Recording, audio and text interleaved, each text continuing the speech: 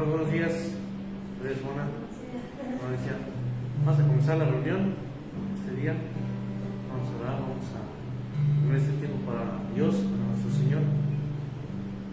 Señor, te damos gracias por este día, por este domingo que podemos reunirnos aquí en el Ibeca. Gracias, Señor, porque tú hasta este momento has sido bueno con nosotros, Señor. Hasta este momento has estado con nosotros. Te damos gracias, por eso estamos agradecidos contigo, por tu amor, estamos agradecidos contigo, por tu preciosa sangre derramada en la cruz, por tu sacrificio, por el precio pagado, Señor, porque tú pagaste el precio por nosotros. Te damos gracias, Señor, gracias porque podemos adorarte como iglesia, podemos reunirnos aquí, Señor, como Comunidad Cristiana Cuautitlán, una iglesia, tu iglesia que te ama, tu iglesia que te sirve, que estamos aquí por ti, para ti, Señor, no por el hombre, no por el pastor, por el hermano, la hermana, por agradar a alguien, no, Señor, por ti, para ti, Señor. En este momento queremos primeramente pedirte que perdones nuestros pecados, Señor, límpianos de todo pecado, límpianos de toda acción, de toda omisión, de todo pensamiento, Señor. Por favor, derrama tu sangre preciosa sobre nosotros para que podamos tener nuestras vestiduras blancas como la nieve, Señor. Poder adorarte en espíritu y en verdad como tú deseas que te adoremos, como tú lo estás buscando, Señor. Te pedimos, Señor, ayúdanos a quitar todo pensamiento, toda emoción, cualquier cuestión problemática o sentimiento que tengamos de la casa, del trabajo, Señor. Te lo entregamos en este momento. Queremos estar al 100% enfocados en adorarte, al 100% enfocados en darte la gloria, en darte la honra, porque tú eres nuestro Dios, que no haya nada que interfiera en nuestro ser. Queremos estar al 100% enfocados en darte la gloria, en darte la honra, porque tú eres digno, Señor. Nadie más es merecedor, solamente tú, Señor. Bendito eres, Rey. Bendecimos tu nombre, porque tú eres nuestro Dios, porque tú eres nuestro Señor, porque tú lo mereces, Señor. Bendito eres. Dar un aplauso fuerte al Rey.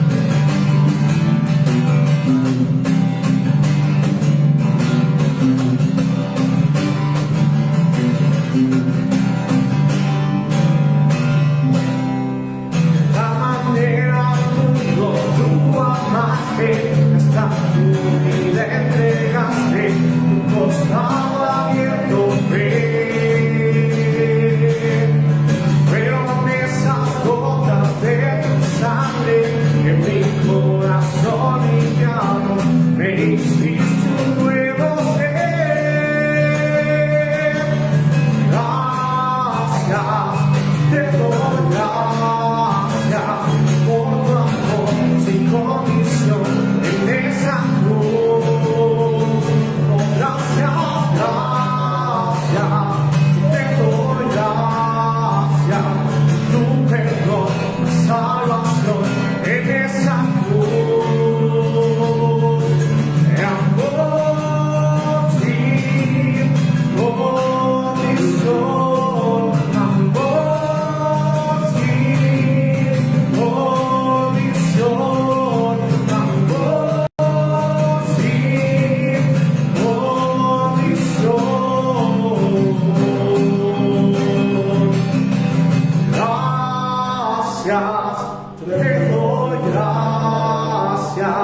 por tu amor sin condición en esa cruz. Gracias, yo te doy gracias por tu perdón, salvación en esa cruz. Amor sin condición, amor sin condición, amor sin condición. Dale un aplauso fuerte al Rey. Damos gracias, Rey.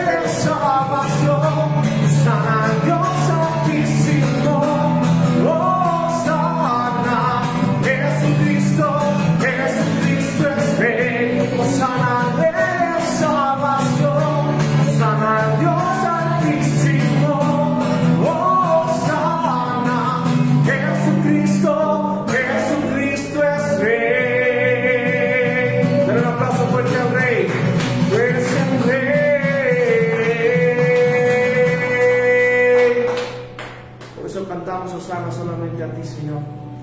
Confiamos en ti, confiamos en tu poder, Señor, en tu autoridad que tú tienes por sobre todas las cosas, Señor. Tú eres el único, tú eres la razón por la que estamos aquí, Señor. Te cantamos solamente a ti, Señor.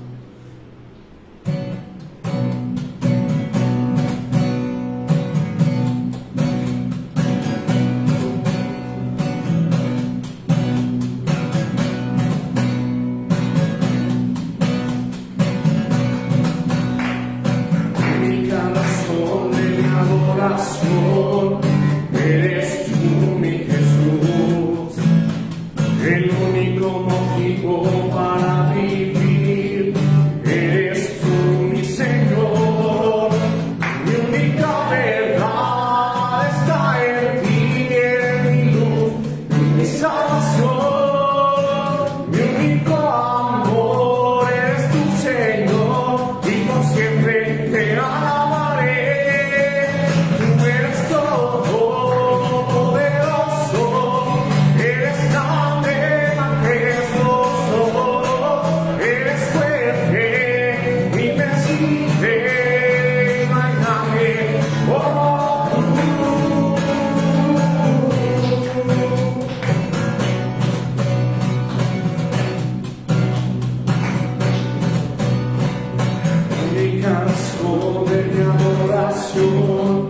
Eres tú, mi Jesús, el único motivo para vivir. Eres tú, mi Señor, mi única verdad está en ti, eres mi luz y mi salvación. Mi único amor eres tu Señor, y por siempre te alabaré. Tú eres todo poderoso, eres grande, majestuoso. Tú eres fuerte, invencible, no hay nadie como tú.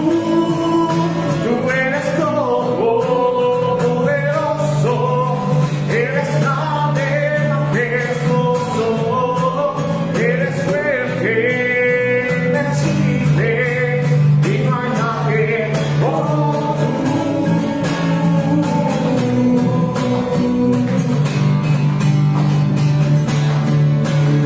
No hay nadie como tú, Señor.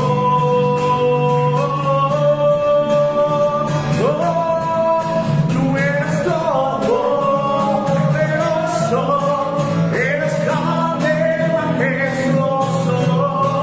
Eres fuerte, invencible, y no hay nadie como tú. Tú eres todo poderoso, tú eres grande, majestuoso. Eres fuerte, y no hay nadie como tú.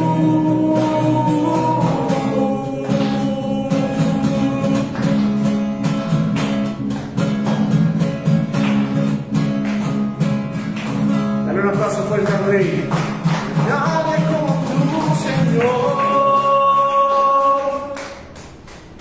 Nadie se compara, Señor, siquiera un poco con tu poder.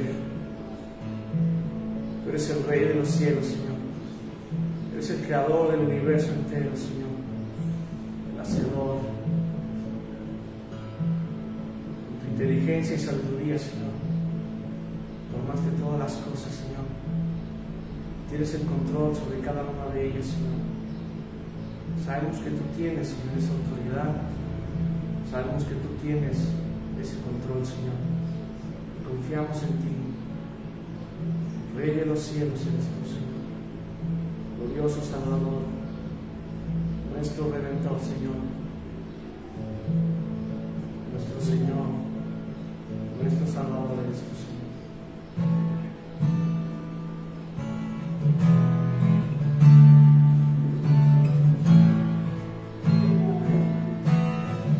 Nadie más que tú, Señor.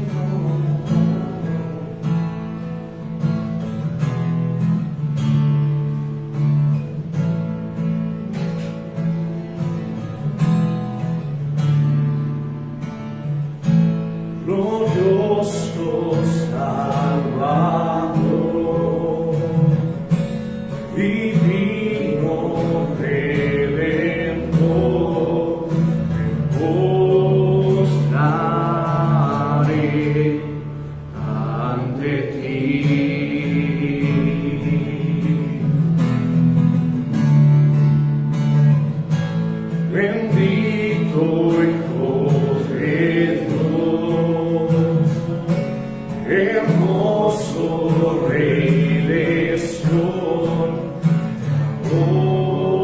adoraré y así declararé: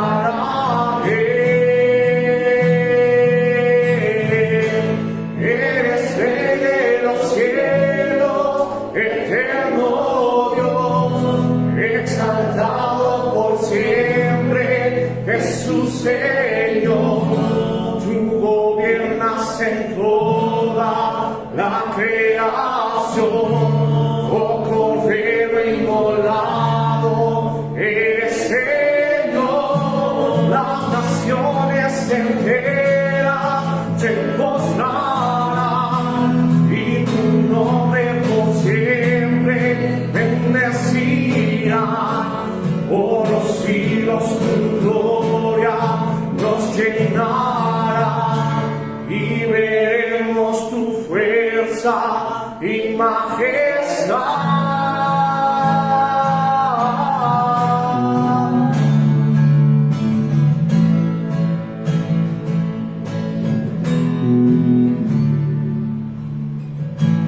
Glorioso Salvador, divino Redentor, me postraré ante ti.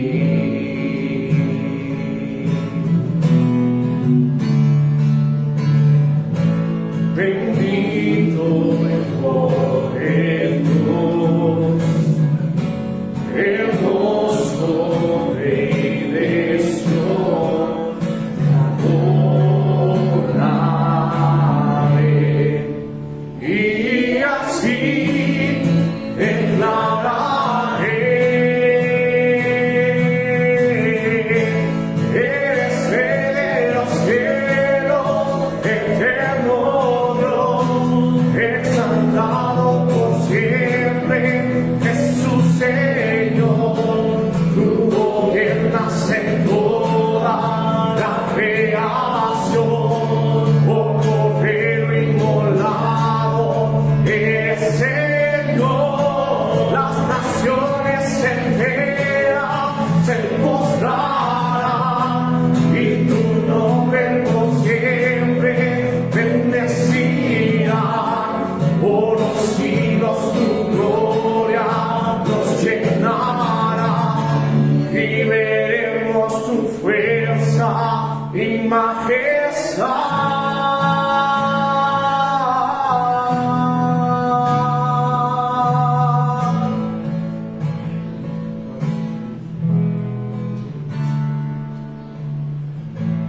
Eres Rey de los cielos, eterno Dios, exaltado por siempre, Jesús Señor. Tú gobiernas en toda, Cordero inmolado, eres Señor. Las naciones enteras se postrarán y tu nombre por siempre bendecirán por los siglos y veremos tu fuerza y majestad.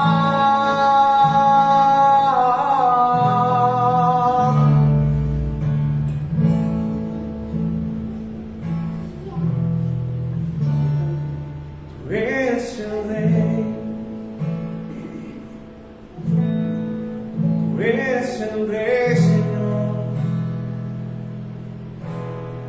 el único digno de toda la alabanza. Exaltado por siempre eres tú, Señor. Siempre y siempre, Señor, exaltado en lo más alto. Oh Señor, estás tú en lo más alto.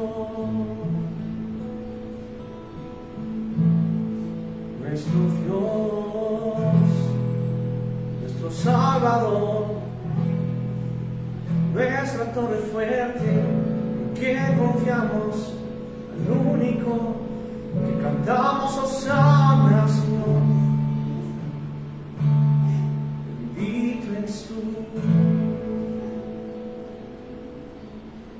bendito eres tú, Señor. Bendecimos tu nombre, oh Rey, tu nombre, oh Señor.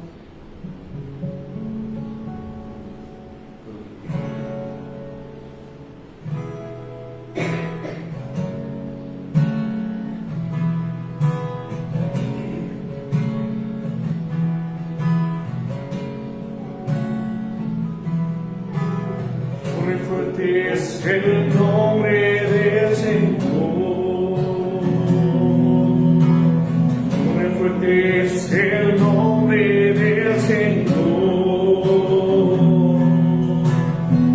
Fuerte es el nombre del Señor. Fuerte es el nombre del Señor.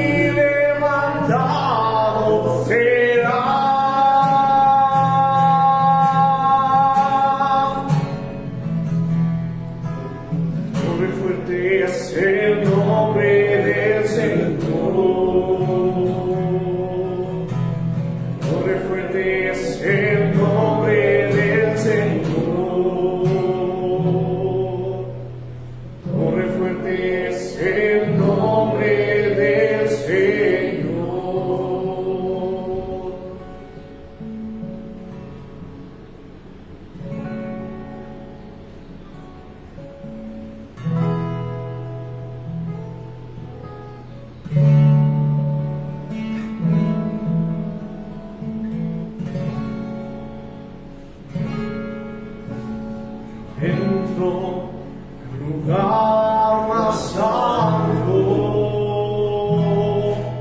a través del Cordero de Dios y vengo tan solo a adorarle. Yo vengo a honrar al sol. Al lugar más alto a través del Cordero de Dios y vengo tan solo a adorarle. Yo vengo a honrar al sol. Dios te adoro a ti.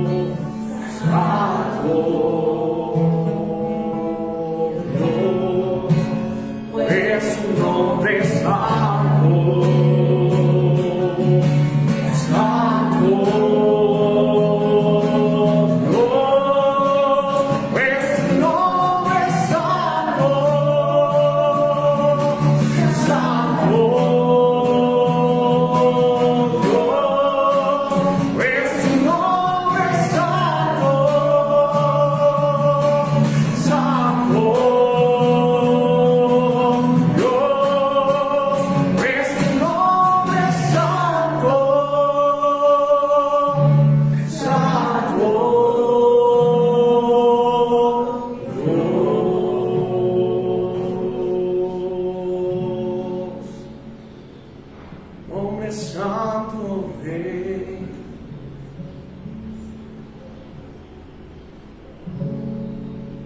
Yo entro al lugar más alto a través del Cordero de Dios y vengo tan solo a adorarle. Yo vengo a orar, yo soy, oh Dios, te adoramos, Dios, te adoro a ti,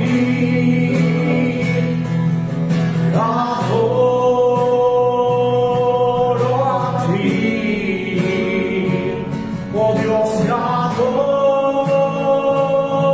a ti.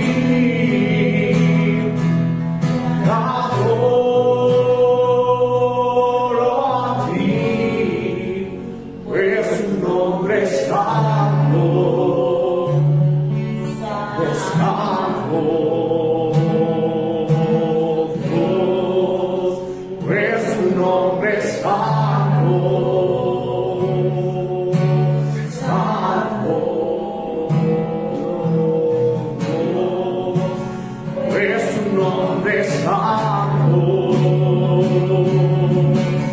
santo.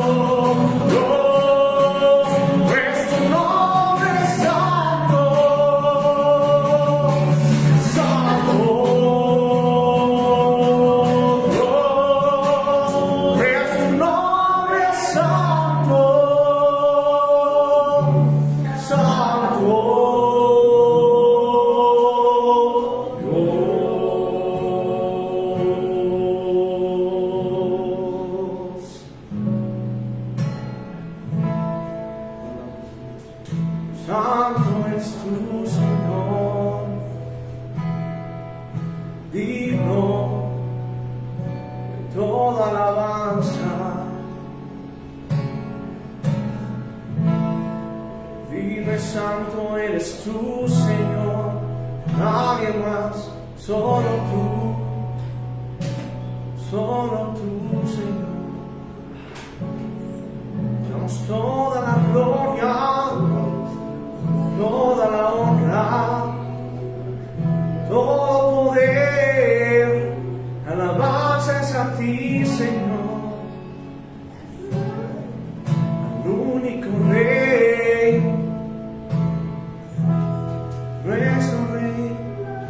nuestro Señor, nuestro Salvador. Oh Dios, te adoro a ti, te adoro a ti, oh Dios, te adoro a ti, te adoro a ti, pues tu nombre es santo, santo, Dios, pues tu nombre es santo, oh santo, Dios, pues tu nombre es santo, oh santo.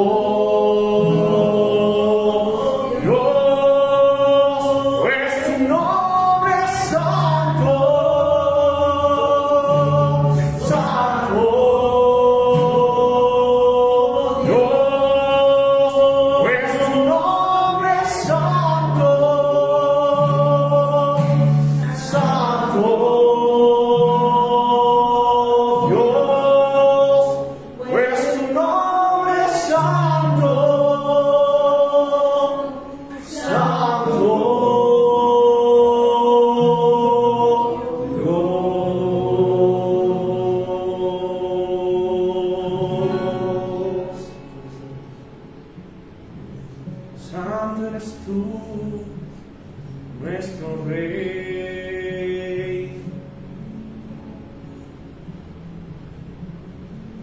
Santo, todopoderoso, omnisciente, omnipresente, omnipotente, tan hermoso eres tú, misericordioso, justo,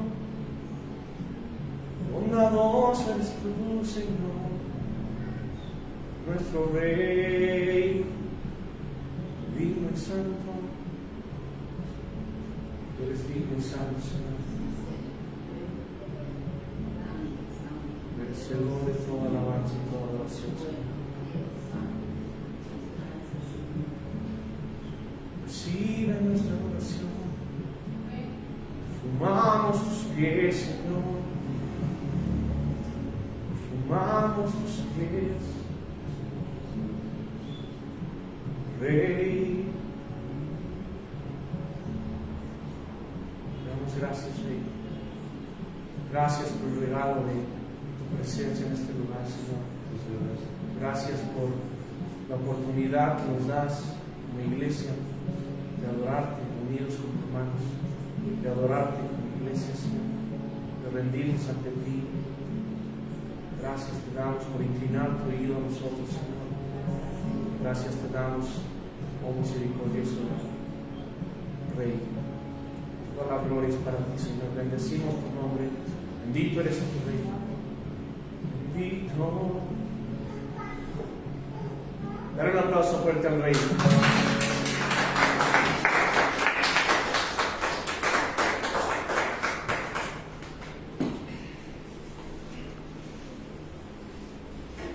Buenas tardes a todos. Bienvenidos los que se han añadido. Pueden tomar su lugar.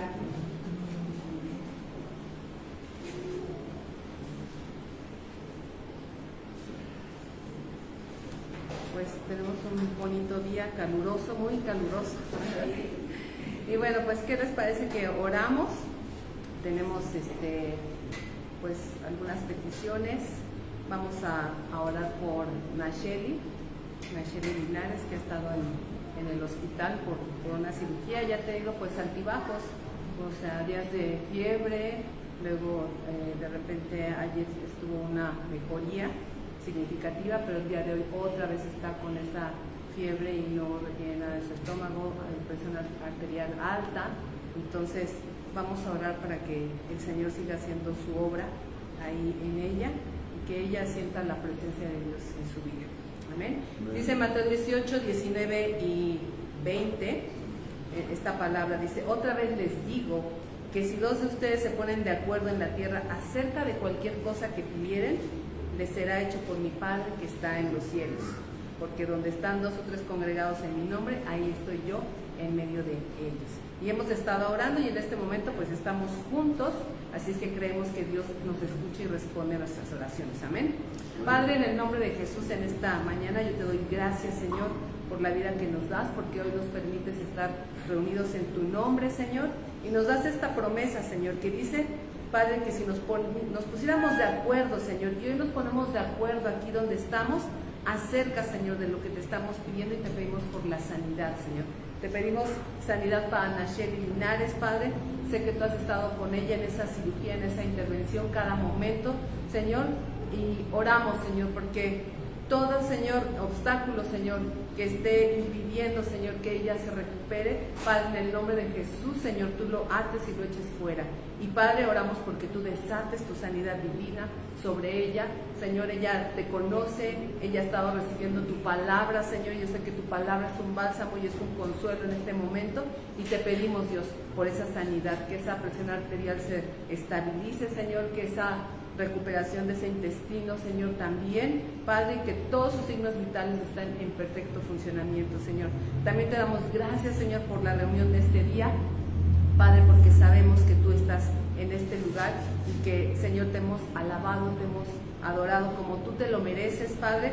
Y aún, Señor, te pedimos que si en nuestro corazón hay algo, Señor, que en este momento nos pudiera estorbar, quítalo, Señor, de nuestro corazón y de nuestra mente, para que estemos abiertos a tu palabra, a tu voluntad y a lo que tú quieres manifestar para nosotros el día de hoy. En el nombre de Jesús, amén. Y bueno, pues ¿qué les parece si hacemos lo que siempre el pastor Juan Carlos nos dice, ¿no? Vamos a hacer las buenas prácticas. ¿Por qué no nos saludamos unos a otros?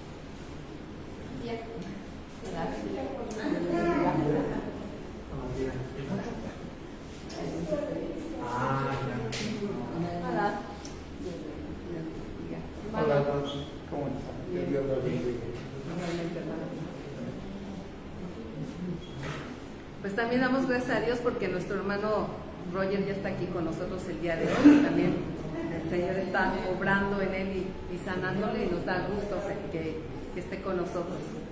Bueno, pues el pastor Juan Carlos no está el día de hoy con nosotros, está compartiendo la palabra en otro lugar. Y bueno, pues ahora me dejó esta tarea. Y vamos a continuar. Él empezó el estudio bíblico del libro de Hechos.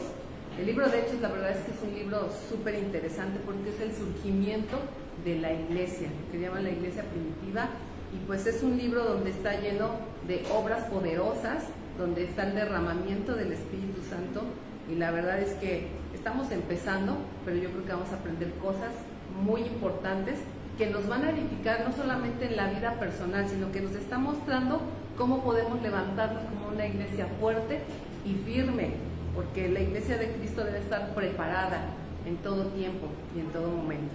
Entonces yo los invito a que abran su Biblia en Hechos, capítulo 1, y vamos a leer el pasaje del 12 al 26, por favor. Y vamos a estar viendo muchas citas bíblicas. Hoy no las traemos en presentación, pero yo sé que ustedes son buenos, como conocen la Biblia, y va a ser como si estuviéramos en el esgrima bíblico, que las van a encontrar rápido, ¿verdad? Bueno, dice así, Hechos 1, 12, la palabra de Dios. Entonces volvieron a Jerusalén desde el monte que se llama del Olivar, el cual está cerca de Jerusalén, camino a un día de reposo. Y entrados subieron al aposento alto donde moraban Pedro, Jacobo, Juan, Andrés, Felipe, Tomás, Bartolomé, Mateo, Jacobo, hijo de Alfeo, Simón el celote y Judas, hermano de Jacobo. Y todos estos perseveraban unánimes en oración y ruego con las mujeres, con María la madre de Jesús y con sus hermanos. Y en aquellos días Pedro se levantó en medio de los hermanos, y los reunidos eran como 120, y dijo: varones hermanos, era necesario que se cumpliese la escritura en el Espíritu Santo que habló antes por boca de David acerca de Judas, que fue guía de los que prendieron a Jesús.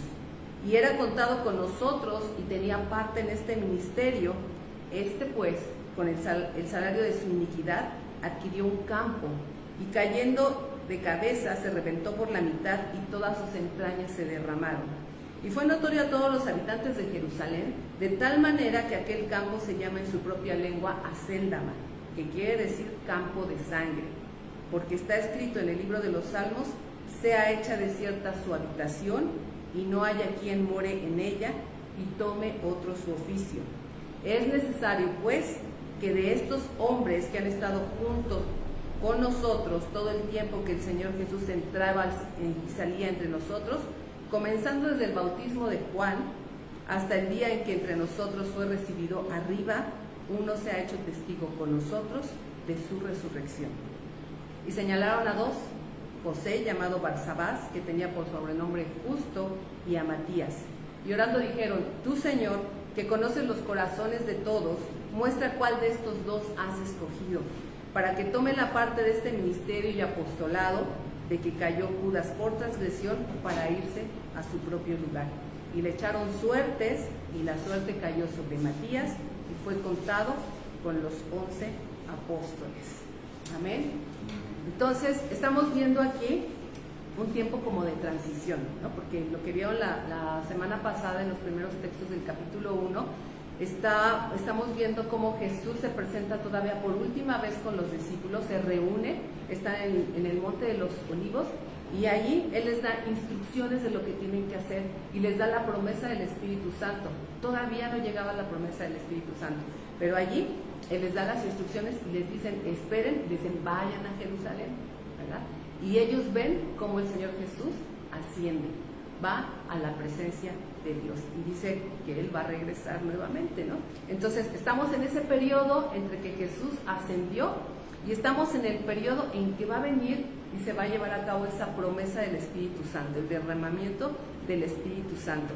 Y saben, son los primeros pasos que la comunidad comienza a dar. Aquí todavía no vemos el nombre de iglesia, todavía no existía el concepto de iglesia. Cuando nosotros vemos los evangelios y el ministerio de Jesús, no se hablaba de iglesia, ¿verdad? Él iba y se presentaba en algunas sinagogas, no en todos los lugares lo querían, y él predicaba a multitudes, y muchas veces él solo hacía al aire libre, daba sus enseñanzas, ¿no? O a la orilla del mar, pero no existía el concepto de iglesia como tal. Entonces estamos aquí a punto de ver cómo se da ese hecho, cómo surge la iglesia y en qué momento, ¿no? Y pues nosotros estamos viendo que que Jesús les dio una orden y que ellos, aunque les decía tenían que esperar, no estaban pasivos, tenían cosas que hacer, tenían instrucciones que obedecer. El autor de Hechos, ¿recuerda alguien quién es el autor de Hechos? Lucas, el médico Lucas, ¿sí? Y este libro de Hechos está dirigido a Teófilo, no saben mucho de quién es Teófilo, pero también él escribió el Evangelio de Lucas y también fue dirigido a Teófilo. Y lo que vemos en este pasaje, vamos a ver básicamente como tres aspectos importantes, que es el regreso a Jerusalén, cuando se reúnen los discípulos, el discurso de Pedro sobre la necesidad de elegir a un reemplazo de Judas, ya no eran 12 apóstoles, ahora eran 11, ¿sí? Y el proceso de selección, ¿qué tuvieron que hacer para elegir a este apóstol que iba a reemplazar a Judas? Entonces, quiero volver a los versos 12-14, donde vamos a ver qué es lo que hicieron los apóstoles regresando a Jerusalén. Dice así, si me siguen por favor, 12-14. Entonces volvieron a Jerusalén desde el monte que se llama del Olivar, el cual está cerca de Jerusalén, camino de un día de reposo. Y entrados subieron al aposento alto donde moraban Pedro, Jacobo, Juan, Andrés, Felipe, Tomás, Bartolomé, Mateo, Jacobo hijo de Alfeo, Simón el celote y Judas hermano de Jacobo. Y lo dejamos, ahorita vamos con el verso 12. Dice que volvieron a Jerusalén. ¿De dónde volvieron de Jerusalén? Del monte que se llama de los Olivos, del lugar donde el Señor Jesús subió al cielo a la presencia del Padre. Y yo quiero decirles que el Monte de los Olivos en la Biblia es un lugar donde sucedieron muchas cosas y donde todavía van a acontecer muchas cosas en el futuro. Y no hay coincidencias en la palabra de Dios, o sea, Dios es muy específico y por eso da detalles. Ahora, la cosa interesante aquí con Lucas es que como que nos da detalles, ¿no? Y si vemos un poquito a su profesión, que era médico, los médicos son como muy meticulosos, ¿no? Mario, su esposo era médico, son como muy meticulosos, muy escrupulosos. Y todo lo que escribió Lucas, créanme, él se dedicó a él fue testigo de esto, porque incluso Lucas, él acompañó en las misiones a Pablo, él no estuvo en los tiempos de Jesús, no fue discípulo directo de Jesús, pero él acompañó a Pablo y él fue testigo de todo lo que aconteció en Hechos. Pero cuando él escribió el Evangelio de Lucas, él se dio la tarea de investigar y de dar detalles. Entonces aquí nos da como detalles muy importantes. Nosotros a veces leemos la palabra y parece como que pasamos los detalles por alto, pero hoy que estamos es una oportunidad de ver todo esto, ¿no? Fíjense que en el libro de Zacarías, en el Antiguo Testamento, justamente este profeta hablaba de que el Señor, lo dice así, el Dios de Israel se parará en el monte de los olivos, lo da como una profecía, y esto se interpreta como que el Señor Jesús va a aparecer en los últimos tiempos, en los tiempos finales, y va a poner sus pies, que cuando Él regrese en los tiempos finales, Él va a llegar al Monte de los Olivos, va a poner sus pies ahí, y que en ese momento ese Monte de los Olivos se va a partir y se va a hacer un valle ahí, para cuando Él venga al día de juicio, los días finales, ¿no? Curiosamente, ahí en ese lugar del Monte de los Olivos hay un cementerio. Entonces como dicen que cuando venga el día del juicio va a empezar todo por la resurrección de los muertos, pues en Israel vamos a pensar que también por ahí va a empezar el asunto, ¿no? Con la resurrección de los que están en Israel. Pero bueno, ahí también hay otros lugares o otros edificios importantes, iglesias, pero también en los evangelios nos muestra que en ese lugar, en el Monte de los Olivos, como es un lugar cercano a Jerusalén, ahí estuvo Jesús mirando a Jerusalén. Dice que el Señor Jesús lloró cuando vio a Jerusalén, porque Él estaba previendo lo que iba a suceder. Él habló de la destrucción de Jerusalén, que sucedió 70 años después de Cristo, cuando Roma destruyó Jerusalén y destruyó el templo, por supuesto, también, ¿sí? Y ahí en el monte de los Olivos también el Señor Jesús enseñó a los discípulos y los instruyó acerca de la oración. Mateo 6:9. Ustedes, yo creo que conocemos todos esa oración, la que se llama la oración del Padre, ¿no? Los discípulos decían, Señor, enséñanos a orar, y les empiezas a decir cómo dirigirnos al Señor, ¿verdad? Padre nuestro que estás en los cielos. Ahí, en el Monte de los Olivos, en el jardín de Getsemaní, que estaba a la falda del Monte de los Olivos, ahí el Señor Jesús fue arrestado, ¿sí? Y por último dijimos que el Señor Jesús ascendió a los cielos. Entonces, muchas cosas, muchos acontecimientos importantes. Otra cosa que nos dice aquí es que el camino que hicieron los discípulos del Monte de los Olivos a Jerusalén era camino de un día de reposo. Aproximadamente, y esto es un dato, por eso les digo que Lucas es como muy meticuloso de los detalles, no necesariamente que fuera en un día de reposo que ellos caminaron, pero nos dice que el camino de un día de reposo equivalía aproximadamente a 1 kilómetro. Dice que a 1 kilómetro porque eran aproximadamente como 2,000 codos, y cuando dice a un día de reposo equivalente es porque los judíos en el día de reposo estaban limitados a hacer cosas, ¿no? Sí sabemos que el día de reposo significa eso, ¿no? Hay que parar, hay que descansar de nuestras actividades, y pues es un tiempo que dice el Señor que también está hecho para nosotros, pero también es un tiempo para tener una comunión con el Señor. Y entonces estaban limitados a hacer ciertas cosas, había ciertas obligaciones que sí tenían que hacer, pero eso se limitaba a que solamente podían hacer todo eso dentro de 1 kilómetro a la distancia y no más, ¿ok? Luego dice, en el verso 13, entrados subieron al aposento alto. El aposento alto, no sé ustedes cómo se lo imaginen, pero yo he visto algunos documentales en la actualidad que te muestran lugares de Israel y te muestran incluso el lugar que piensan que es el aposento alto, que probablemente aquí se está refiriendo al lugar donde Jesús se reunió con sus discípulos a tomar la última cena. Dice que ese día Él le dijo a algunos de sus discípulos, vayan a cierto hombre y díganle que estoy listo y que vamos a ir a preparar la cena de los panes sin levadura. Y entonces ellos fueron y prepararon el lugar. Generalmente en Israel, en las casas, tenían en la parte superior lo que le llamaban el aposento alto, y muchas veces era una terraza. ¿Qué función tenía este aposento alto? Pues ir a descansar, a veces reunirse, hacer como reuniones entre las familias o personas, o digamos que juntas, por decirlo de alguna manera, pero también el propósito era muchas veces aislarse para tener un momento personal y un momento íntimo con Dios. Y esto que nos está mostrando aquí de que los discípulos fueron al aposento alto, vamos a decir que, no sé si era el mismo lugar, quiero pensar que sí, pero que cuando ellos llegaron a este lugar, lo hicieron como su centro de operaciones para hablar de las cosas importantes y para llevar a cabo las instrucciones que el Señor Jesús les había dejado. También cuando nos da los nombres de los discípulos, nos destaca que pudo haber puesto nada más, estuvieron ahí los apóstoles, ¿no? Los 11 apóstoles, pero hay un detalle, y es que los nombra a uno por uno, porque pienso que nos quiere mostrar acerca de lo importante que es la unidad, a pesar de que cada uno de los discípulos era tan diferente.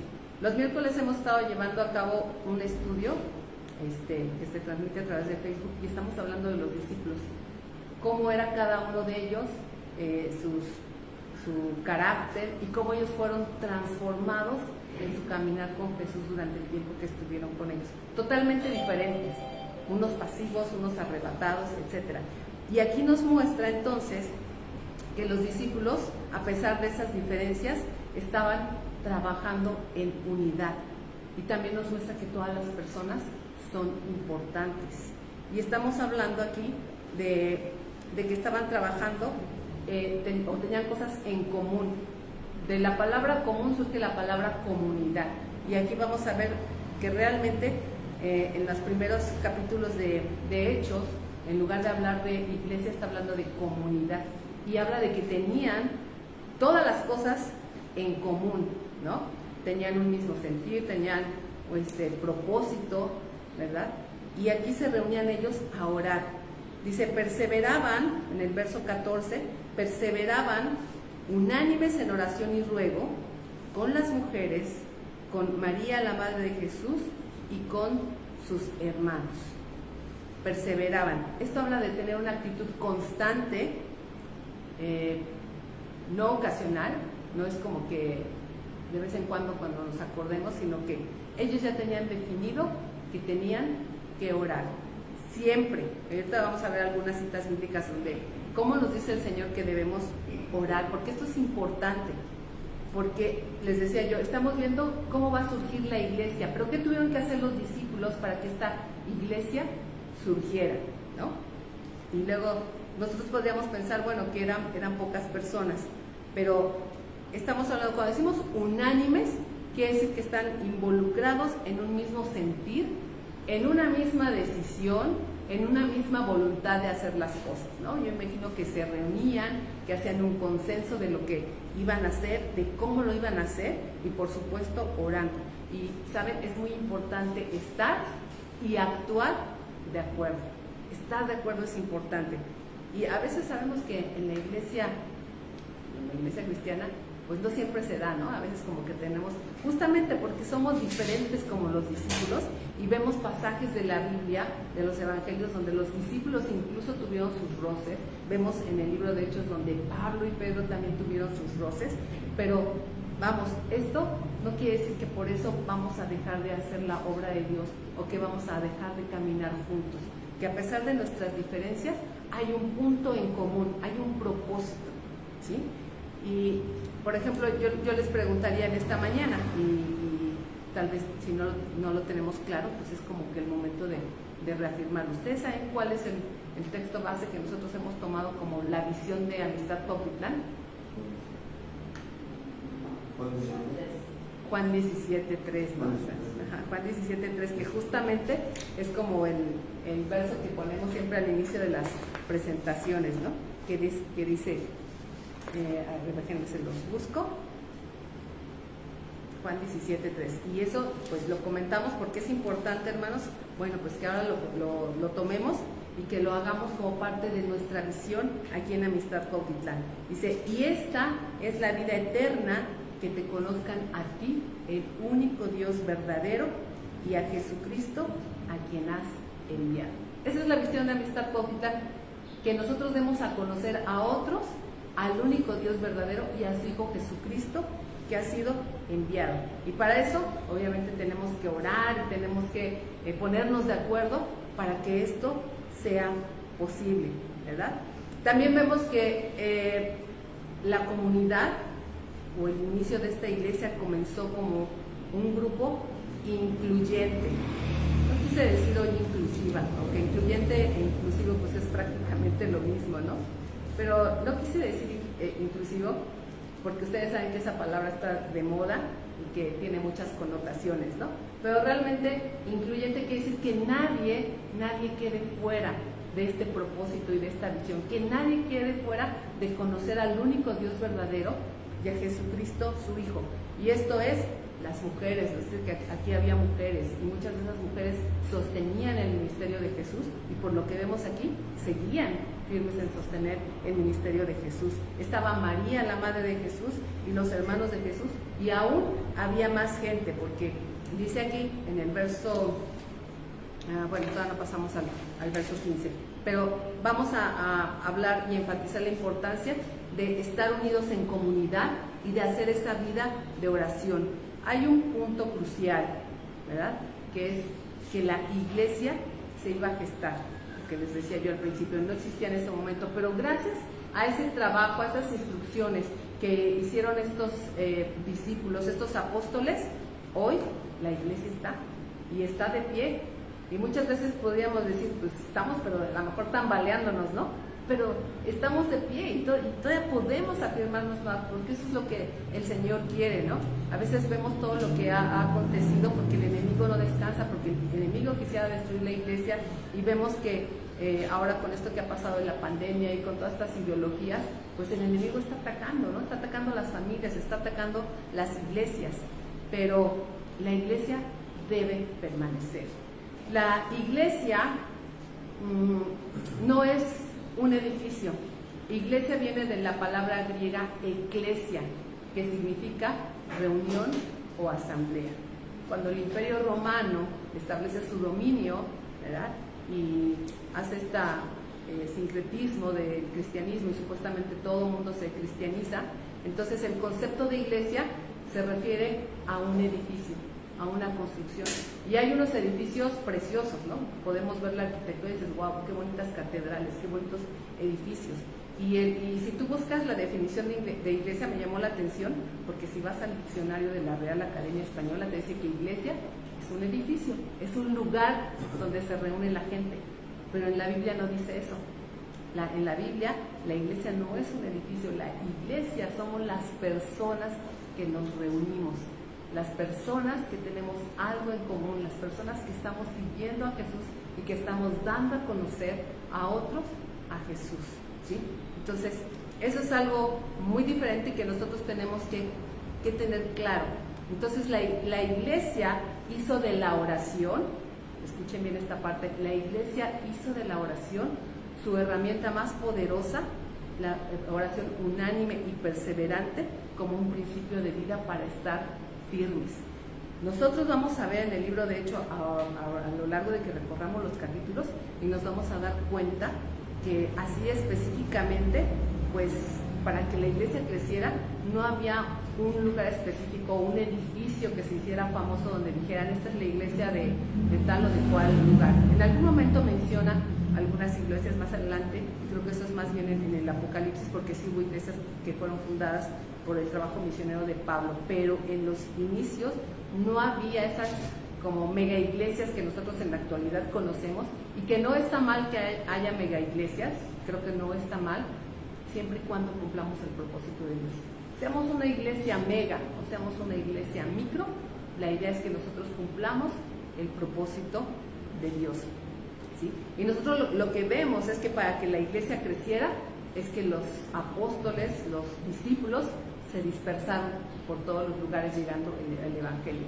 La instrucción que el Señor les había dado a los discípulos en Hechos 1, en el verso 8, dice, recibiréis poder cuando haya venido sobre ustedes el Espíritu Santo, y me seréis testigos en Jerusalén, en Judea, en Samaria y hasta lo último de la tierra.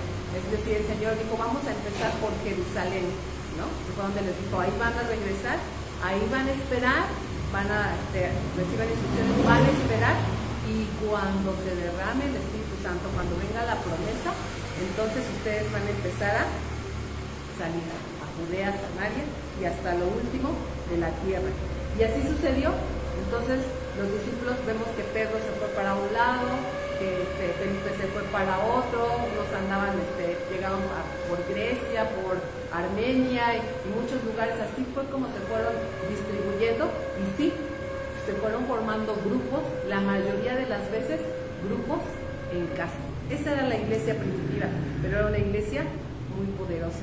Así es que yo creo que también hoy tenemos como que romper un poco esos esquemas que el modernismo nos ha dejado, y decir, es que si no tengo una iglesia grande, entonces sea, no estamos bien. Tenemos que cuidar cuál es la voluntad de Dios que nosotros tenemos que hacer. Le damos gracias a Dios por lo que Dios está haciendo en ese espacio al que Él nos llevó, porque se está levantando ahí, se está poniendo, pues sí, un lugar, un edificio donde nos podamos reunir, tener nuestro aposento alto, ¿verdad? Para poder ahí unirnos en oración. Eso es bien importante, ¿sí? Entonces, vamos a Filipenses 4, 6, 7. ¿Qué nos dice el Señor acerca de la oración?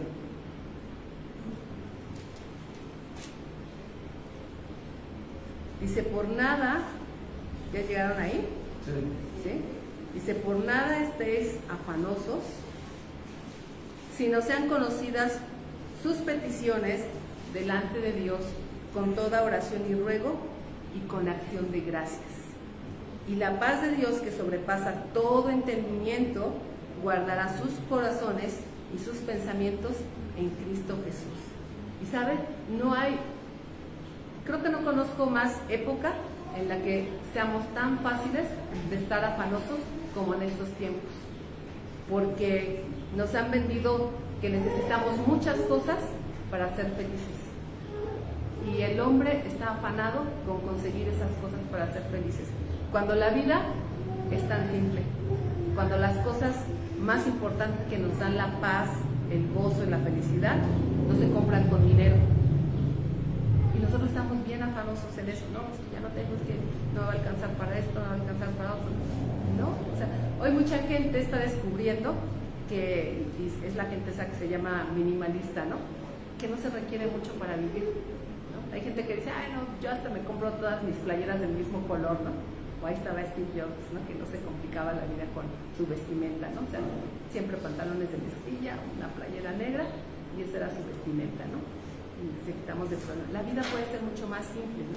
Y lo que el Señor Jesús aquí nos está diciendo, bueno, Pablo nos está diciendo, es que a través de la oración Dios va a traer paz a nuestras vidas. Y sí, puede ser que tengamos conflictos que sean válidos para nosotros, problemas que tenemos que resolver, pero que a través de la oración hay un mover poderoso de parte de Dios que comienza a actuar en nosotros. De tal manera que cuando tú y yo ponemos nuestras peticiones delante de Dios, dice constantemente en oración y ruego, y además con acción de gracias, Él va a traer paz a tu vida.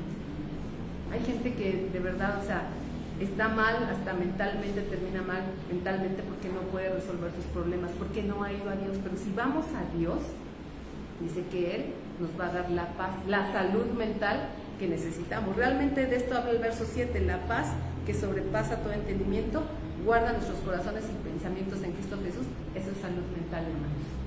Esa es la salud mental que nosotros necesitamos. 1 Tesalonicenses 5:17, por favor, vamos a ir.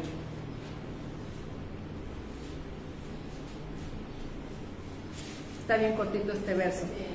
¿Quién me lo dice, hermana Zoila? Sí, pues los que duermen de noche duermen. Primera, 5. 17. 17. Ajá, Y me dice, orar sin cesar. ajá. Orad sin cesar. Eso es todo lo que el Señor nos dice.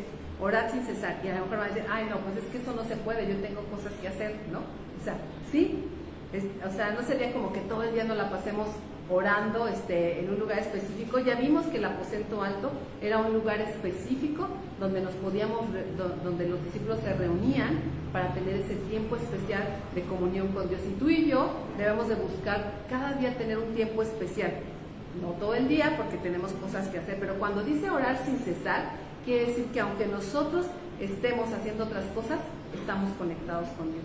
Y muchas veces en nuestro pensamiento ya estamos orando por las personas que se vienen a nuestra mente, por las situaciones, por los conflictos, por tu país, por lo que tú seas, viene a tu vida porque se empieza a convertir en algo cotidiano.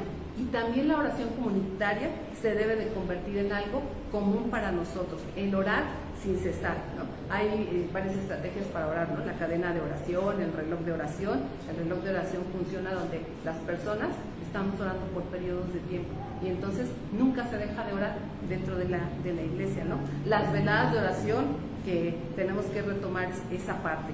Vamos a Mateo 18, 19, 20, que es la que acabamos de leer ahorita, por cierto, ¿no? Mateo 18, 19 y 20. Dice que si dos de nosotros nos pusiéramos de acuerdo, dice Mateo 18, 18 y 19, más bien 18 y 19, dice, de cierto les digo que todo lo que atéis en la tierra será atado en los cielos, y todo lo que desatéis en la tierra será desatado en el cielo. Y el verso 19, otra vez les digo que si dos de ustedes se pusieran de acuerdo en la tierra acerca de cualquier cosa que pidieran, les será hecho por mi Padre que está en los cielos. Miren, nosotros podemos orar solos, de una manera individual, y está bien, porque eso está fortaleciendo nuestra vida, pero hay veces donde nosotros necesitamos una fuerza más allá de nuestra oración individual, y esa es la oración comunitaria. Orar y pasamos nuestras peticiones y oramos todos juntos, porque dice el Señor que juntos podemos atar y desatar para que el Señor se mueva, ¿sí? Vamos ahora, esto es con respecto a la importancia de la oración comunitaria. Vamos a leer los versos 15, 20 y vamos a ver qué está pasando ahí en Hechos.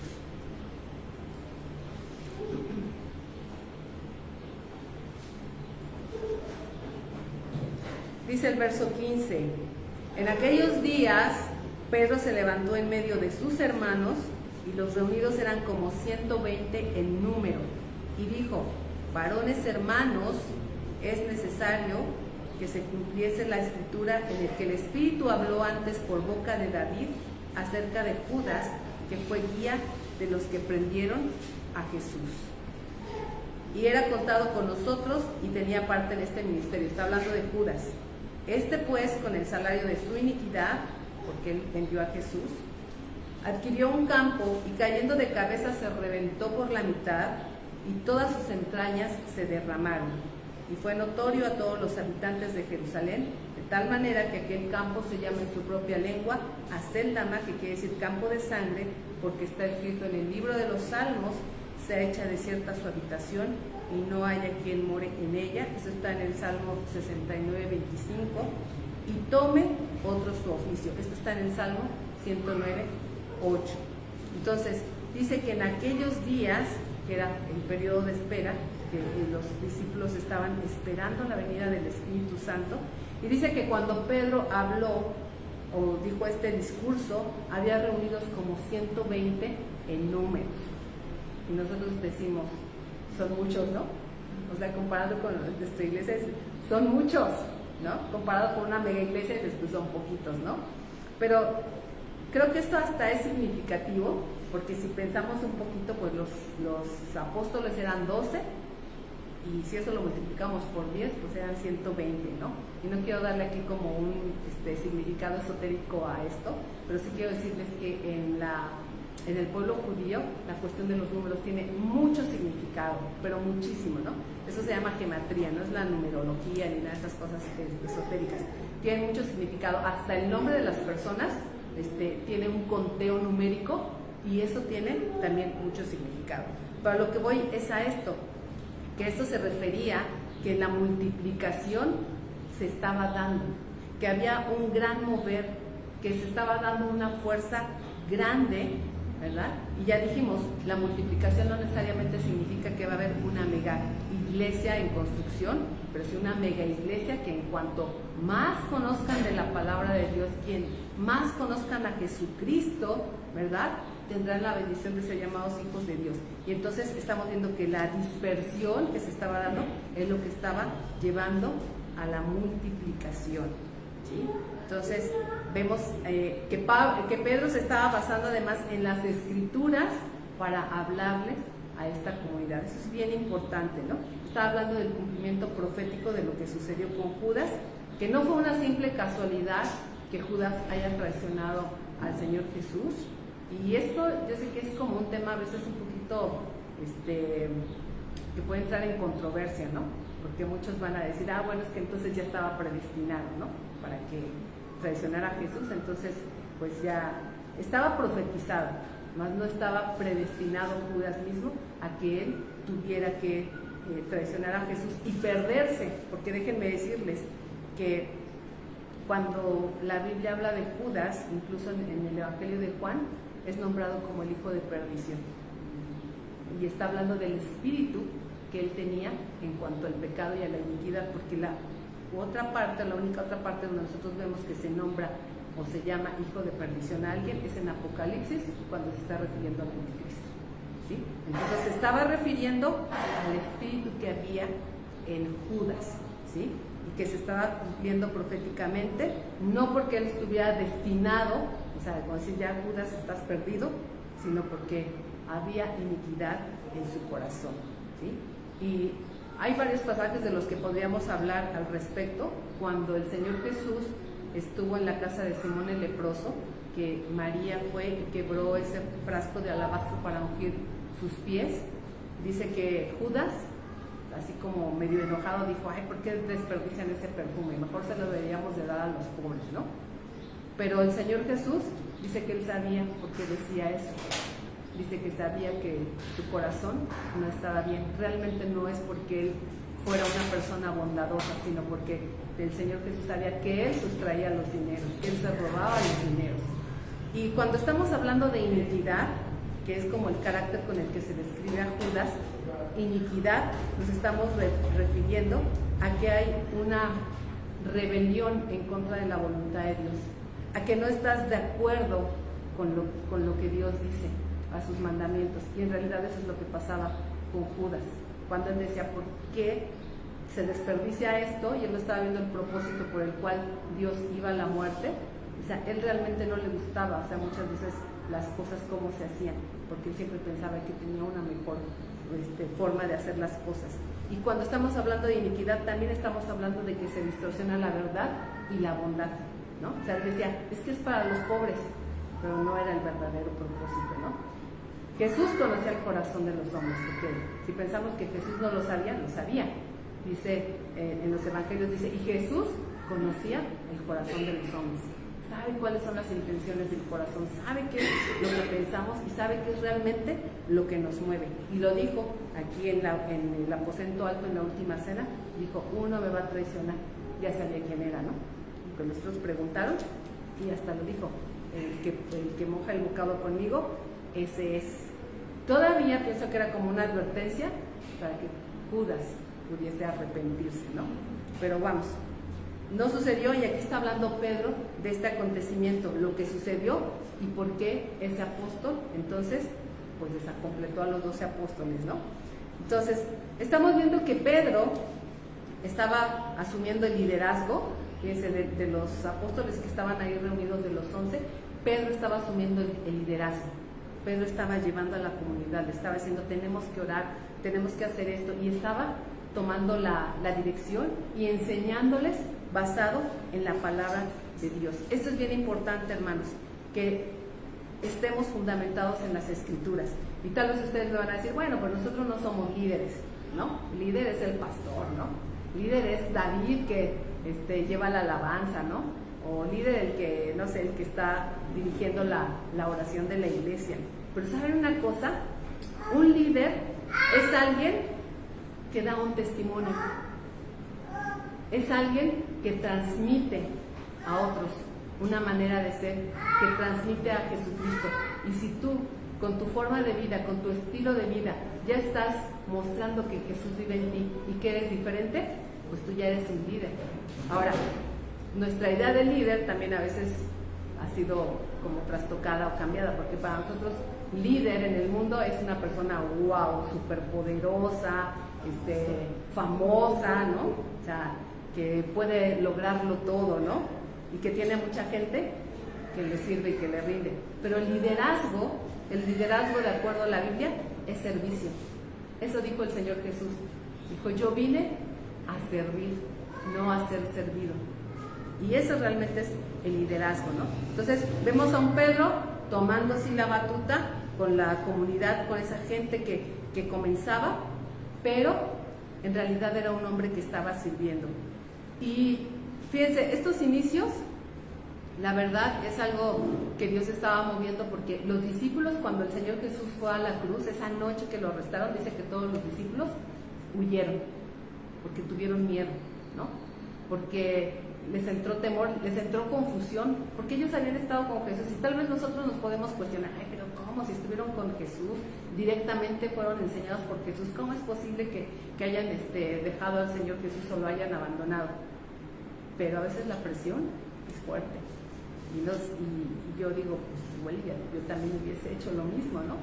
Porque hay muchas cosas que pasan en nuestra mente y en nuestro corazón. Y eso les pasó a los discípulos, porque cuando vieron que se lo llevaban, que el Señor Jesús murió, dijeron, ¿y ahora qué va a pasar?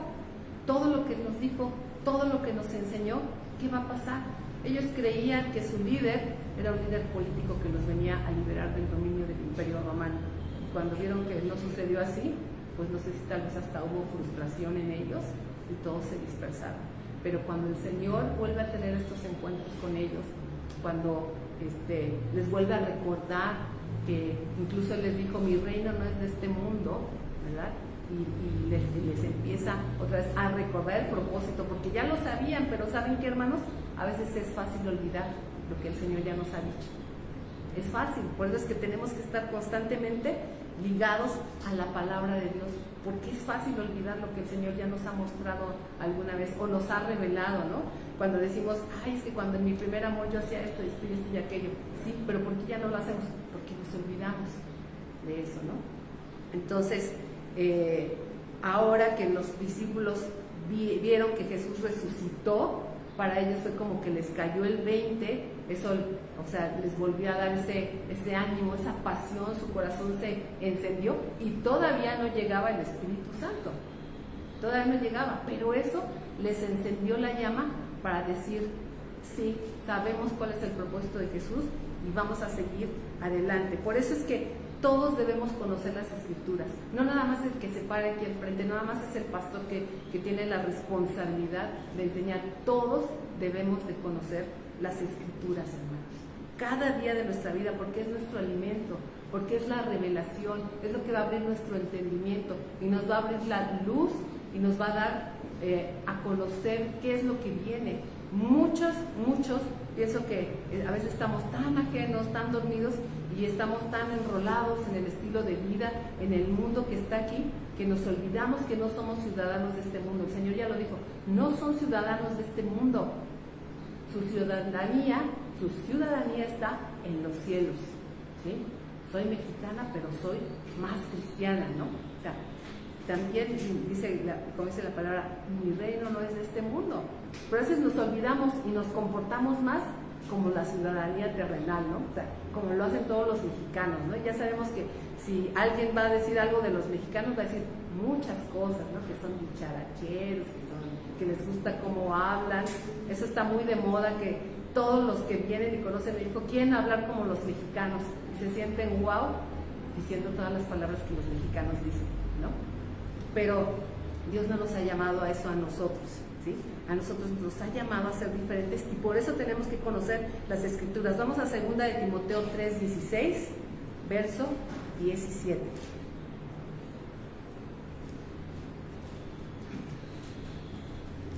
Si alguien me ayuda, por favor, a leerla.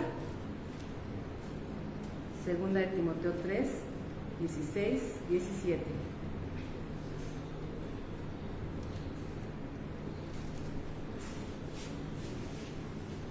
¿Nadie la tiene todavía? Sí. A ver, hermana Zoila, por favor.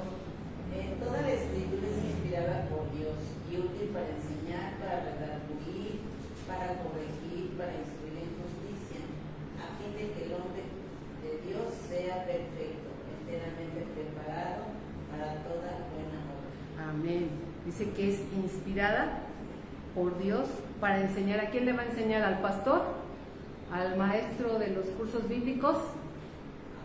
A todos. Es para todos, para cada uno de nosotros, a fin de que cada uno de nosotros, hombres y mujeres, seamos perfectos, perfeccionados, enteramente preparados para toda buena obra. ¿Cuál obra? Que a veces lo leemos y no nos preguntamos, ¿cuál obra? Pues la de dar a conocer el reino de Dios. ¿Y cómo vamos a dar a conocer el reino de Dios si no conocemos las Escrituras? Si a veces nos dan unas revolcadas, dicen por ahí, ¿no? Porque platicamos con alguien y luego a veces ya nos quedamos callados porque no supe cómo contestarle, no supe qué decirle. pero tenemos que conocer las Escrituras. Dice por ahí otro texto bíblico que tenemos que estar preparados para hacer defensa de lo que las demás personas quieren escuchar acerca de nosotros. Salmo 119, 105, este está muy cortito, dice: lámpara es a mis pies tu palabra y lumbrera a mi camino. Es decir, si no sabemos a veces qué pasos dar, pues el Señor nos va incluso a decir cómo, qué pasos dar, ¿no? Dice Santiago 1:5, por favor vamos para allá.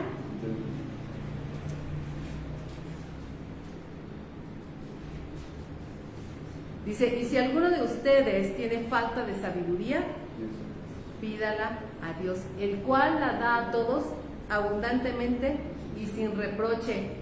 ¿Cuánta sabiduría nos va a dar Dios? Mucha, toda la que necesitemos, ¿sí? Y fíjense, la sabiduría no es la inteligencia ni el conocimiento que nosotros conocemos en el mundo. A veces nos llenamos de conocimiento, está bien conocer, eso es bueno, e incluso hasta se mide la inteligencia, ¿no? Hay exámenes, ¿no? Esos de IQ, que se mide la inteligencia. Por ahí dicen que el creador de esos exámenes de IQ los hizo más que para determinar qué tan inteligente era una persona, más bien para determinar cuáles eran las áreas que se podían fortalecer para que esa persona pudiera desarrollar la inteligencia. Es decir, la inteligencia es algo que se puede desarrollar a través de conocer. Sin embargo, no es sabiduría, el conocimiento no es sabiduría, porque hay gente que tiene muchos títulos, que tiene doctorados, que tiene mucho conocimiento, pero no es sabia en cuanto a seguir los mandamientos del Señor, no es sabia en cuanto a su manera de vivir. Entonces nosotros necesitamos pedirle al Señor que nos dé sabiduría. Y todo esto que estamos hablando, hermanos, comienza en lo personal, pero el propósito es saber cómo podemos fortalecer la iglesia. ¿Para qué fue levantada la iglesia? Romanos 12:2 dice: transfórmense por medio de la renovación del entendimiento para que comprueben cuál es la buena voluntad de Dios, agradable y perfecta. Muchas veces estamos: Señor, pero es que yo no sé cuál es tu voluntad, ¿qué quieres que yo haga? Y tenemos que aprender a través de la palabra de Dios a cambiar nuestra manera de pensar, ¿sí? A cambiar nuestra manera de pensar con lo que Dios dice que quiere de nosotros y saber cuál es la buena voluntad de Dios, agradable y perfecta. Estamos llenos de muchos pensamientos negativos y miren que en estos tiempos hay mucha gente que conoce de esto y que está diciendo: no, pues saca tus pensamientos negativos porque eso es lo que trae que las malas vibras y no sé qué tanto. Tienen como un principio, o sea, que sí les funciona, ¿no? Pero que si lo hicieran con el Señor, wow, o sea, que no, ellos realmente encontrarían la verdad, ¿sí? Y Jeremías 29, 12, 13, si quieren no lo busquen, yo se los leo, dice: y me buscarán y me hallarán porque me buscarán de todo su corazón. Aquí hay un punto clave, para que hallemos al Señor, que necesitamos hacerlo de todo corazón, ¿sí? Bueno, vamos a leer la última parte, vamos a regresar a Hechos 12.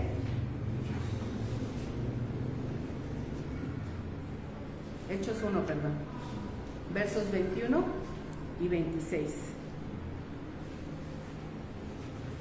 Ya después de que Pedro les dio este discurso, dijo que era necesario seleccionar a un nuevo apóstol. Y vamos a ver cómo lo hicieron. Verso 21.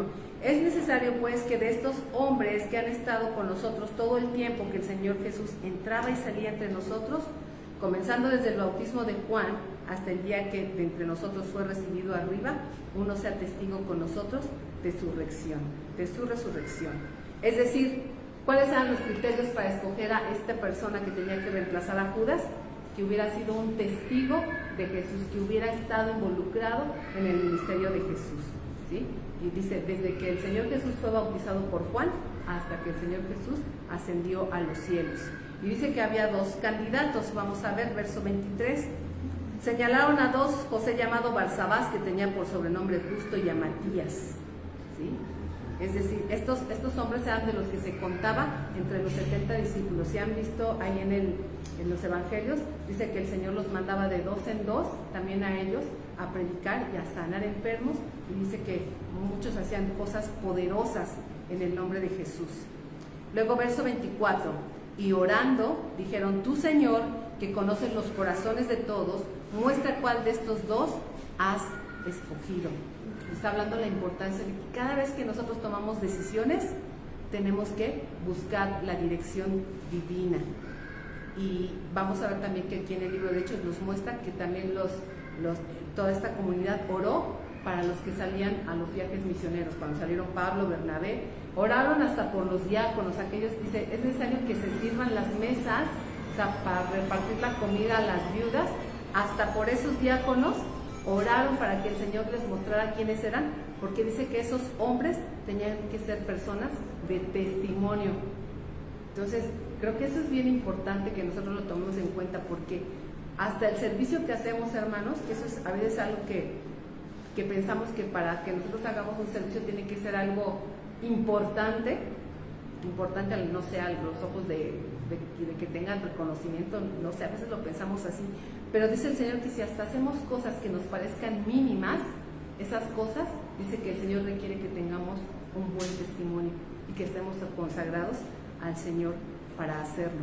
Y no hay cosas que sean mínimas, o sea, no hay cosas que sean mínimas, todas las cosas son importantes para la obra del Señor.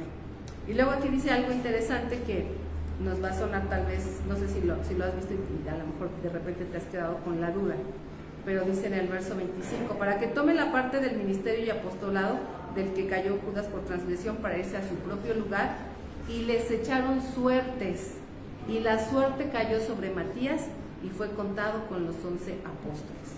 ¿A qué les suena esto de que echaron suertes? Al azar, ¿no? O sea, al azar. Entonces, como me voy a echar un voladito, ¿no? Águila o sol, ¿no? Bueno, déjenme decirles, estamos en un momento en que el Espíritu Santo no había venido todavía, y el uso de las suertes era una práctica común que se daba en el Antiguo Testamento para discernir la voluntad de Dios. A la persona que se le daba esa autoridad de echar esas suertes eran los sumos sacerdotes. Y entonces ellos consultaban a Dios, ellos tenían un pectoral, y en ese pectoral tenían unas piedras preciosas, y a través de eso ellos hacían la consulta. No dice la Biblia mucho exactamente cómo lo hacían, y creo que sea necesario, pero a eso se le llamaba consultar a través de Urim y Tumim. Entonces, cuando vemos eso en el Antiguo Testamento se refiere que echaban suertes, pero siempre había esta parte de orar al Señor. El Espíritu Santo en el Antiguo Testamento no venía como esa promesa que nos dio ahora, que todos podemos tener al Espíritu Santo. En el Antiguo Testamento solamente el Espíritu descendía en ciertas ocasiones muy especiales y a personas muy específicas con un propósito. No era para todos. Entonces se daban este tipo de prácticas. El Urim y Tumim se puede traducir algo así como revelación y verdad, como tener luz, ¿verdad? Para tener una respuesta. Entonces, lo que hacía el sacerdote era consultar a Dios a través de estos objetos para tener una respuesta de parte de Dios, ¿sí? Entonces, ahora, por eso dice, consultaron las suertes, pero primero, ¿qué hicieron? Oraron. Primero oraron. Y dice, y la suerte cayó sobre Matías. Entonces, bueno, ellos lo hacían conforme a sus costumbres. Ahora yo quiero decirles, ahora, hermanos, no es necesario que echemos suertes. No es necesario que nos aventemos el volado, ¿verdad? Dios nos va a responder porque tenemos al Espíritu Santo. Y dice en Juan 16, cuando el Señor dio la promesa del Espíritu, que al Espíritu Santo se le conoce de muchos nombres, el Consolador, ¿verdad? Y entre uno de esos dice, el Espíritu de verdad les guiará a la verdad. Entonces no necesitamos echar suertes, ¿por qué? Porque el Espíritu de Dios nos va a guiar a la verdad, ¿sí? Entonces, ¿qué vemos con esto de que ellos estaban buscando la voluntad de Dios para tomar una decisión importante? Porque vemos que esto era importante. Vemos la importancia de que estaban operando juntos, en unidad. La palabra unánime quiere decir que compartían la visión y el sentir. Y creo que es algo que nosotros lo estamos experimentando como iglesia. Salmo 133, 1:3 dice, mirad cuán bueno y cuán delicioso es habitar los hermanos juntos en armonía. ¿Verdad? Qué padre que se dan esos momentos al final cuando nos quedamos a platicar, cuando nos quedamos a compartir los alimentos, pues empezamos a conocernos más de nosotros, que cuando nada más llegamos y ya terminó la reunión y nos vamos, y a veces no sabemos qué está pasando con el hermano o con la hermana, ¿no? Pero cuando empezamos a compartir, empezamos a entrar en ese espíritu de unidad, ¿sí? Filipenses 2:2 dice, completen mi gozo para que sientan lo mismo y sientan el mismo amor. Aquí estaba hablando Pablo a los filipenses, los estaba motivando, por favor, hagan lo mismo, sientan lo mismo, tengan el mismo sentir, el mismo amor entre unos para con otros. Y aquí también implica esa parte donde dice el Señor, ¿por qué? Porque nosotros podemos sobrellevar las cargas de unos a los otros. Y el otro punto importante que vemos aquí con esta decisión que estaban tomando es buscar la decisión de Dios, ¿sí? Proverbios 3, 5, 6. Vamos a ir, por favor. ¿Qué dice el Señor en Proverbios? Ese es uno de los versos que me impactó mucho cuando empecé a conocer al Señor, porque a veces uno viene todo confundido, ¿no? Pero dice así esta palabra: fíate del Señor de todo tu corazón y no te apoyes en tu propia prudencia. Reconócelo en todos tus caminos y Él enderezará tus veredas. Esto quiere decir que incluso yo me puedo equivocar, puedo tomar decisiones equivocadas, pero que si yo reconozco al Señor, que dice aquí, que Él va a enderezar mis veredas. Y otro aspecto que vemos también aquí cuando están buscando reemplazar a Judas y seleccionan a Matías, que es muy importante el testimonio fiel. ¿Qué buscaban en este hombre que viniera a ser parte de ellos y a entrar en la obra de Dios? Que tuviera un testimonio fiel. Este hombre, Matías, ya había sido parte del ministerio de Jesús, ya había sido de los que habían seguido a Jesús, ¿sí? Y esto también es importante para nosotros, porque ¿cómo nos podemos involucrar en la obra? Siendo fieles, aún en las pequeñas o en las cosas mínimas, porque muchas veces pensamos, sí, me estoy preparando y el Señor me va a llamar cuando ya esté preparado. Pero dice el Señor que el que es fiel en lo poco va a ser fiel en lo mucho. Y si te designan una tarea o Dios te está llamando a hacer una tarea, por pequeña que sea, hazla, y hazla con fidelidad, porque ese testimonio va a impactar, incluso si tienes que servir mesas, como fue en el caso de los 7 diáconos aquí en el libro de Hechos. Incluso si hay que hacer talento, ¿verdad? Si hay que hacer unas palomitas, ¿no?, para traerlas, ahí hay que tener testimonio, porque hasta en el trato entre unos con nosotros es cuando damos nuestro testimonio. Vamos a Isaías 43, 10, 12.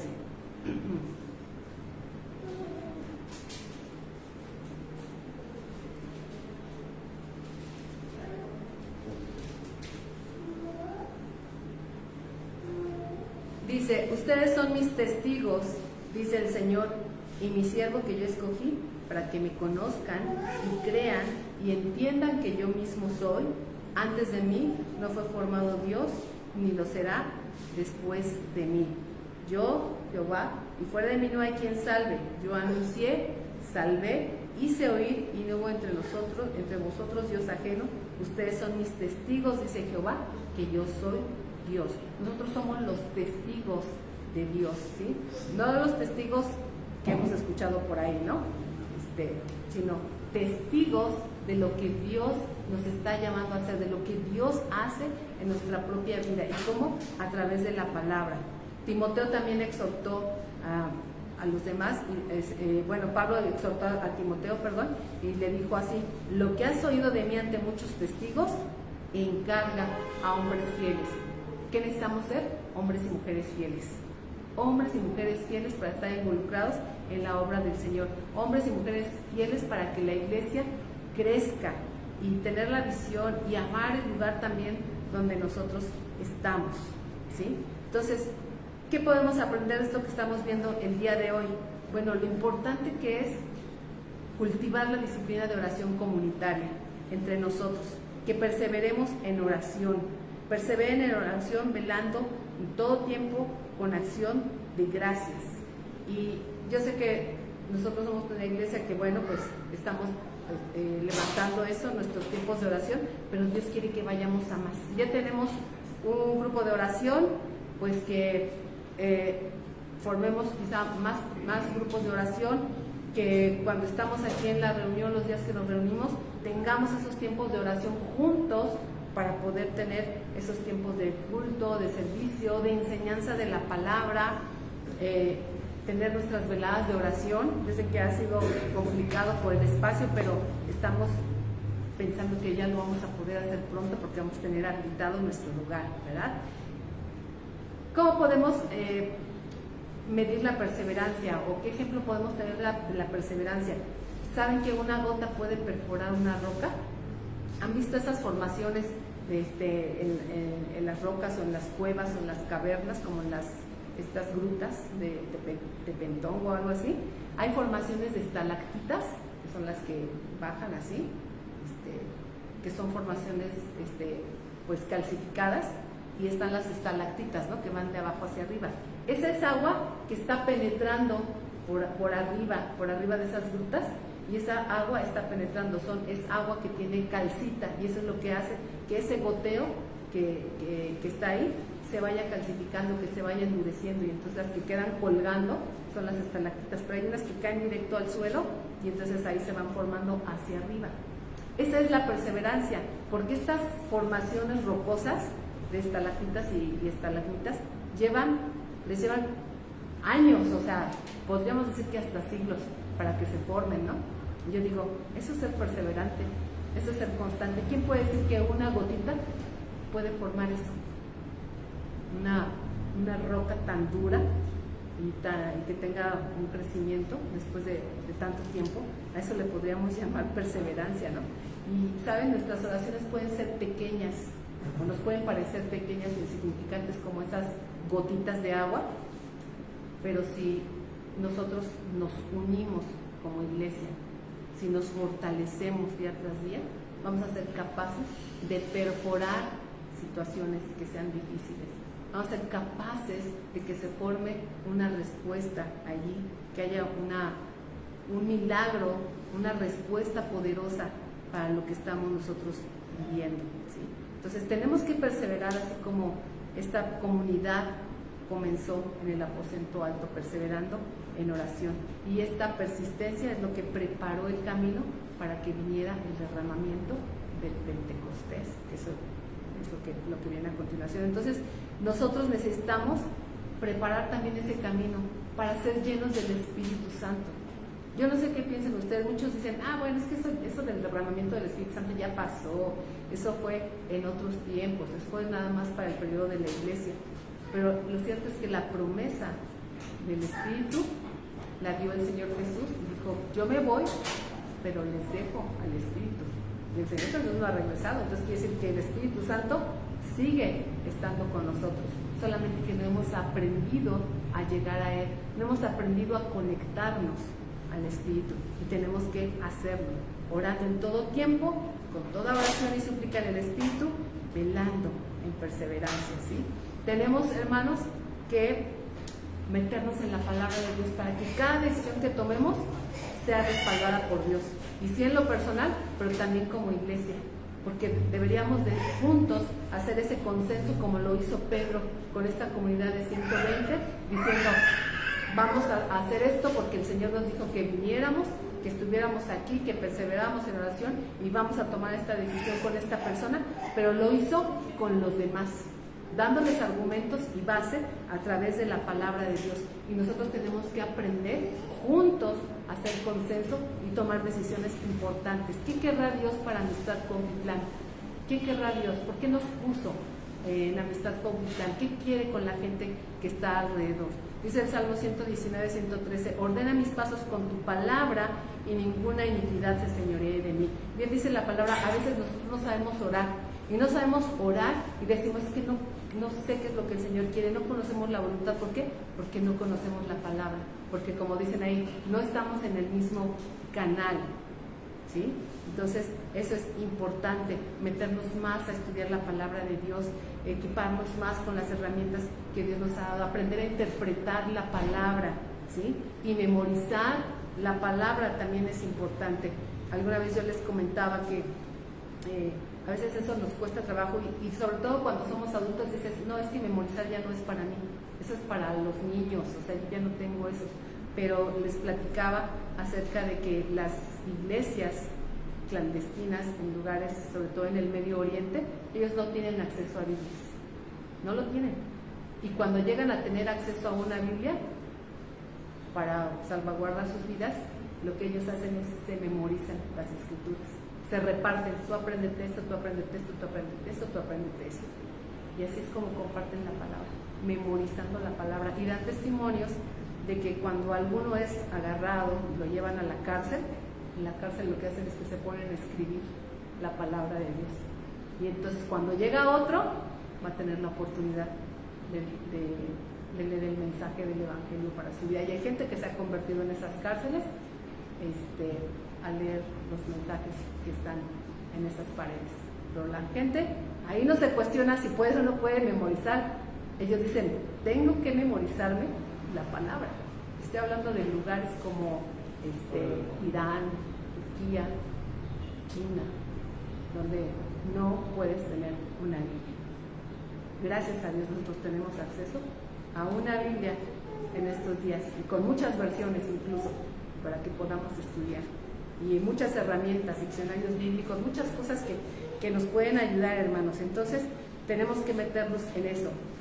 ¿Cómo sobrevive un árbol cuando hay una dura tormenta?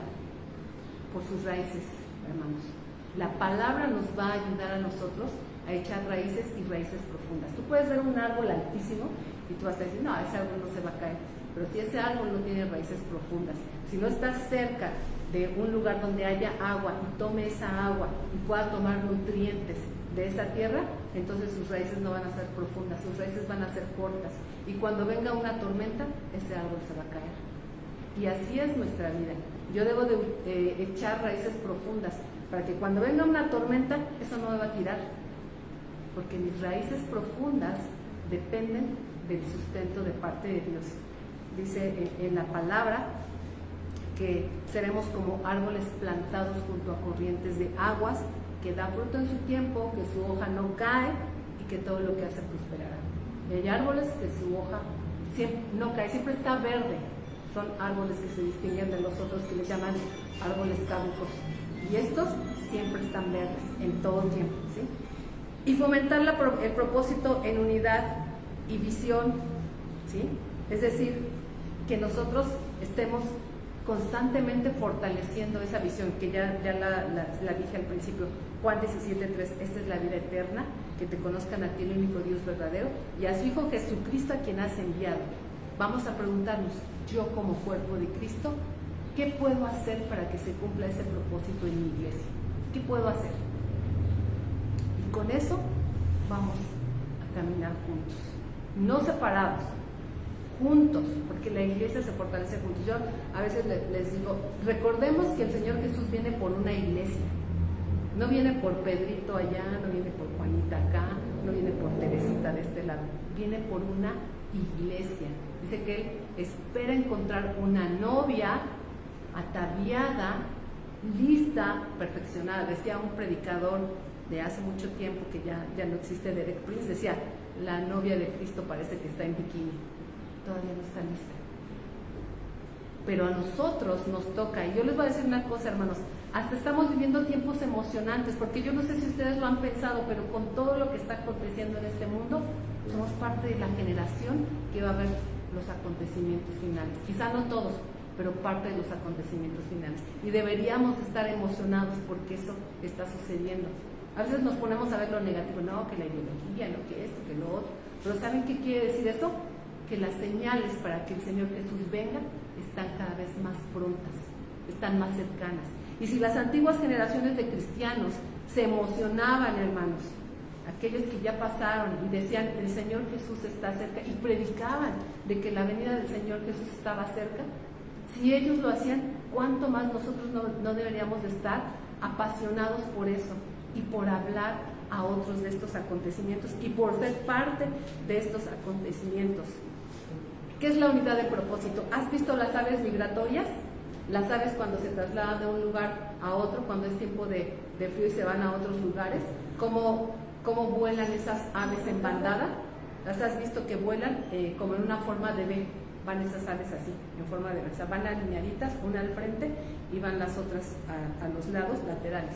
Esto es porque tienen que recorrer muchos kilómetros y de por sí el diseño de las aves es un diseño aerodinámico, como el Señor diseñó sus aves para que puedan volar y para que puedan romper la resistencia del viento. Eso lo puede hacer un ave sola y por eso los aviones están diseñados así como si fueran la forma de un ave, las alas y el pico, para romper la resistencia del viento. Pero cuando las aves se transportan de un lugar a otro para migrar, lo hacen juntas porque van a hacer un mejor trabajo en menos tiempo y porque formadas de esa manera todavía van a reducir más la resistencia del aire. Se dice que ellas, volando así en lugar de volar por separado o no estando alineadas, tienen un alcance del 71% más de velocidad para poder llegar a donde tienen que llegar. Es decir, facilitan el trabajo y saben que las aves se van turnando, el que va en la punta se va turnando, se van rotando. Un tiempo está en la punta, cambia y se cambia a otra ave. O sea, eso es trabajar en equipos, hermanos. Eso es trabajar en equipos. Y si ellos lo pueden hacer, ¿cuánto más nosotros? Y si una vez se enferma, dos se quedan a acompañarlos hasta que se recupera o hasta que fallecen, mientras las demás siguen su destino. Dice uno, wow. O sea, ¿cómo es Dios? Y dices, pues si Dios hizo y puso ese instinto en las aves, ¿cuánto más nosotros, que nos dio la capacidad de pensar, ¿no? De tomar decisiones y además nos da las herramientas para hacerlo? Que lo hagamos con sabiduría. Y bueno, pues vamos a terminar aquí el día de hoy y yo les voy a pedir que nos pongamos de pie y que oremos para que el Señor nos levante como una congregación, como una iglesia, no nada más como Amistad Cuautitlán, que lo necesitamos, pero que aprendamos a vernos sí como Amistad Cuautitlán. Qué bueno que crezcamos, yo sí deseo que crezcamos, que no seamos siempre los mismos, pero que no nos mueva que es el número, sino la obra a la que estamos llamados a hacer, y que Amistad Cuautitlán es parte de todo el cuerpo, de toda esa iglesia por la cual el Señor Jesús está deseoso, porque el Señor Jesús, déjame decirte, está deseoso y anhelando de venir por esa iglesia que esté lista y preparada. Amén. Padre, en el nombre de Jesús, en esta tarde oramos y te damos muchas gracias, Señor, Padre, porque tú eres fiel, Señor. Y sé que a través del libro de Hechos nos vas a mostrar, Señor, la forma en que tú obras, la forma en que tú, Señor, nos das el poder, Señor, para crecer y ser conforme a tu voluntad, para hacer la obra para la cual tú nos has preparado, que es llevar el Evangelio, Señor, y vivir, Señor, tiempos poderosos, más allá quizá de lo que hemos imaginado. La palabra dice, cosa que ojo no vio ni oído yo, son las cosas que tú tienes preparadas, pero necesitamos, Señor, trabajar en una visión, necesitamos estar unidos en una visión. Quizá nos vemos como una comunidad en este momento, como ahí Pedro en sus principios, aún más pequeños, Señor, que esa comunidad, pero somos una comunidad, Señor, y nosotros anhelamos, Padre, que tú nos fortalezcas, que no haya nada que nos pueda derribar, que no haya nada, Señor, que nos pueda, Señor, apartar de tus caminos, y que si nos equivocamos, tú nos vuelvas a enderezar esos caminos, Señor. Yo bendigo a cada persona que está en este lugar, a cada familia que se representa, los que no pudieron estar hoy también, Señor, porque son parte de esta iglesia Amistad Cristiana Cuautitlán, Señor, y que juntos podamos ver, Señor, ese crecimiento y ese mover, Señor, de las cosas maravillosas que tú tienes para nosotros, Padre. En el nombre de Jesús. Amén. Amén.